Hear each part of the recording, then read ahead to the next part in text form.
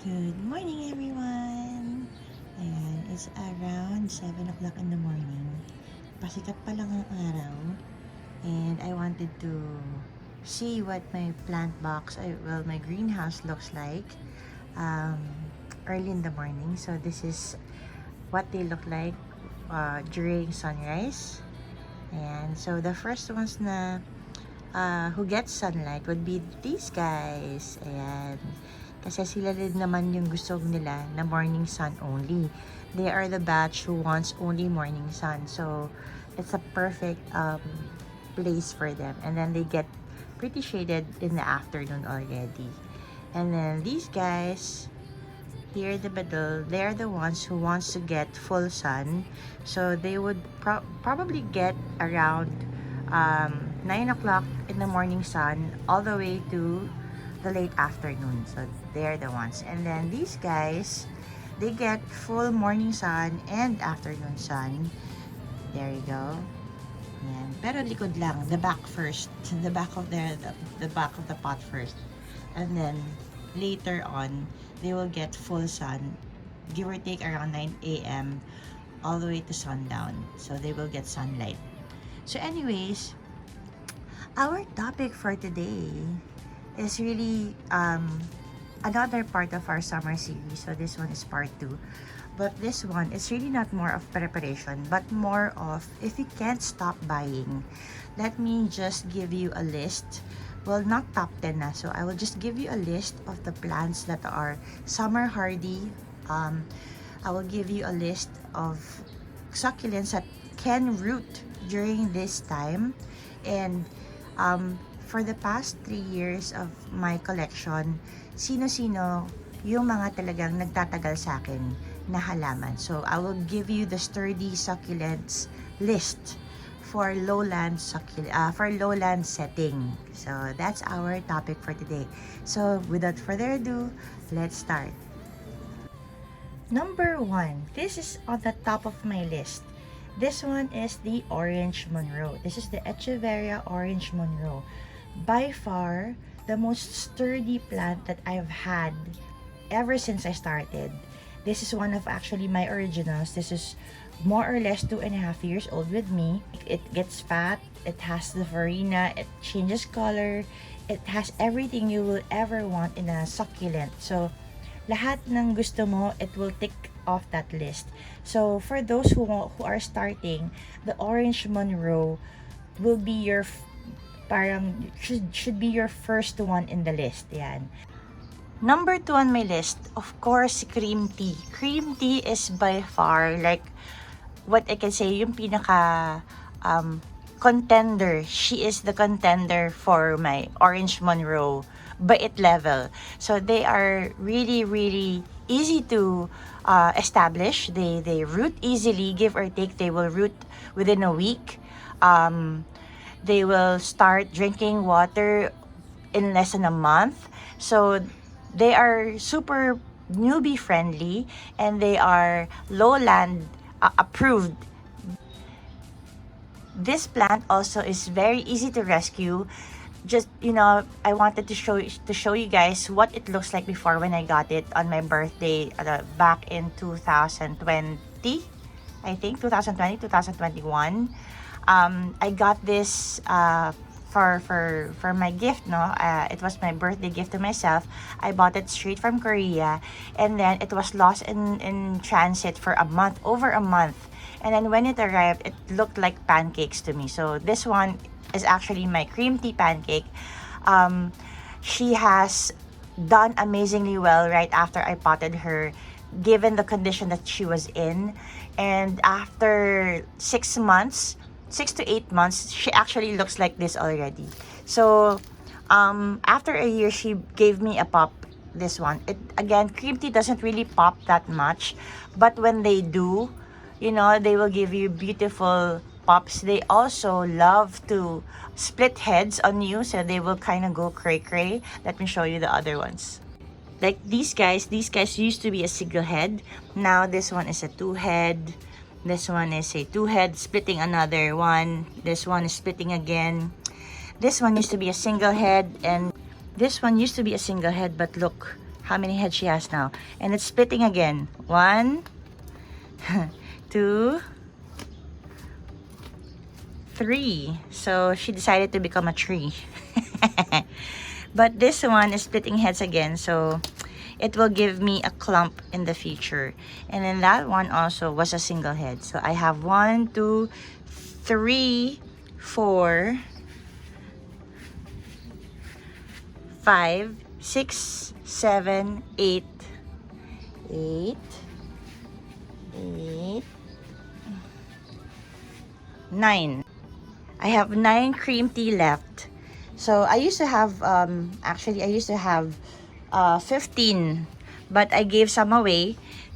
So anyways, this guy should be on your top list if you're a newbie, or if you want to collect something that is hardy and sturdy. You know, I understand sometimes the frustration of a succulent collector when they collect plants that they don't know if it's gonna last, if they don't know if it's gonna survive. But this guy will never let you cry. Hindi kinyan paiiyakin. So I really suggest you get one, because this one is so beautiful, especially in person. Third on my list would be the Cream Sun. She is actually bluish in tint, but it has those pink tips, so you will be amazed how beautiful she is when she's all grown up. This one I got a little bit big. I suggest when you're buying her, get her in a big form. She will give you farina for days. Like, it's so thick and it's so hard to mess up. But these guys got really messy when I started digging it from the community pot. That's why it was, you know, it's now kind of ugly. But she's so beautiful, easy to get fat, easy to root. So this one again is on my top 3 list of plants to have. Definitely have if you're a beginner, or if you are living in the lowlands where you don't get that much cold weather. The fourth on my list would be no other than the Lindsayana. This one is another Laowi hybrid, and actually this one is one of my originals. They are more or less around 3 years old, and this one used to be a single head. Now it has split into 4 heads, and this guy will give you the right colors. It changes colors to almost red during the summer. This plant will give you all the colors that you want. It turns from bluish to with reddish tips all the way to the base of the leaf. So if you're planning to have something that is sturdy for summer, or sturdy for lowland weather, you should also check this one out. The fifth one on my list would be, of course, no other than my lovely Graptopetalum Ellen. This guy has been, well, not guy, girl. This girl I love so much because it gives you a lot of pops, and it turns this pretty pink when it gets color stressed, and it can actually kind of look like the Graptopetalum amethystinum, which is so hard to care for here in the lowlands. So this one is my next best thing, and every time you cut the stem you get a lot of pops. So this one you should put in your list also, and it's not so expensive because we have it in Benguet already. The sixth on my list, of course, is the Graptopetalum Mendozae. This little one, you know, they're so easy to get now in Benguet. Usually the big clumps would range around 250 to 350 only, and you know, this one won't disappoint. This one is I got for only 50 pesos, and look how fat they are now. And this guy will not disappoint when it comes to rooting. They root really fast, and they establish very fast as well, and they're not picky with the soil that you have. Next on my list, of course, will be the ghost plant. The ghost plant is actually my super favorite when it comes to Graptopetalums. They are so beautiful. Check out those leaves, and it's so fat. The leaves can get really fat, and it can change colors on you like a chameleon. So this one is definitely on my list. I also want to include the hybrids of the Graptopetalum ghost plant, like this one, Victor Cane, the ghosties, the Bernalise, of course, the Arunpe, and one of my favorites to leaf propagate. This one is called the Purple Haze. Look at the color of the Opalina. It's so beautiful. This is actually, again, one of my super favorites and so easy to care for. There, look at that. Oh my goodness, it's so beautiful. And it gets really big. So, you know, it's something that you should really consider collecting because it's so beautiful to have. And it's so easy to care for. And it can last through the summer. Number 9. This one would be one of my new favorites. This one is the Darley Sunshine. You can basically put it anywhere that gets a lot of sunlight. It gets really compact and it changes to orange if you stress them enough. And they're just so beautiful to have. And you know, you can get this really cheap. This one goes for 25 pesos all the way to 50 pesos depending on how big the pot is or the big or how big the clump is. Number 10, of course, the Echeveria Laowi. You know, your collection is not complete without having this one. This one is my first love, and it's something that I really value in my collection. So the Echeveria Laowi should, you know, be part of your must-have. Definitely must-have. The beauty of the Laowi is so underrated. You know, when you see it in person, it's so beautiful. When it gets those fat round leaves, it's so beautiful. It's just a magnificent pure breed. So you know, it's something that you should definitely have.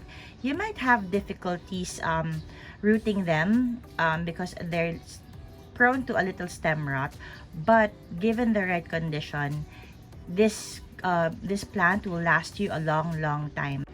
Number 11 is the California Sunset. This one is a Sedum California Sunset. This is one of my super favorites because it will give you such a pop of color in your garden. This one changes from green to yellow to a deep orange, almost red when it's stressed right. This one is giving me orange red vibes right now, so I'm very happy with this one. This one is so easy to root, easy to water, easy to care for, and it gets really fat and it grows pretty fast. So it's, you know, something that you should really consider getting. They do have versions of this one in Benguet, but some of the farmers usually mislabel them for Adolphi. So just please be mindful of what you get. Make sure that it's a California Sunset, not an Adolphi. They're cousins, but you know, the colors will be so different. I'll show you guys a picture of what an Adolphi would look like when it's stressed and what a California Sunset would look like when it's stressed. But this one you should definitely get. So anyways, that's it for today, guys. I hope you enjoyed my list, and I hope you do consider getting those plants. Put them on your list, and I'll share with you more plants on the next video because I want to compress my video to 5 minutes to 6 minutes lang. So I'll see you guys on the next video, and again, always choose to be kind, everyone. Bye!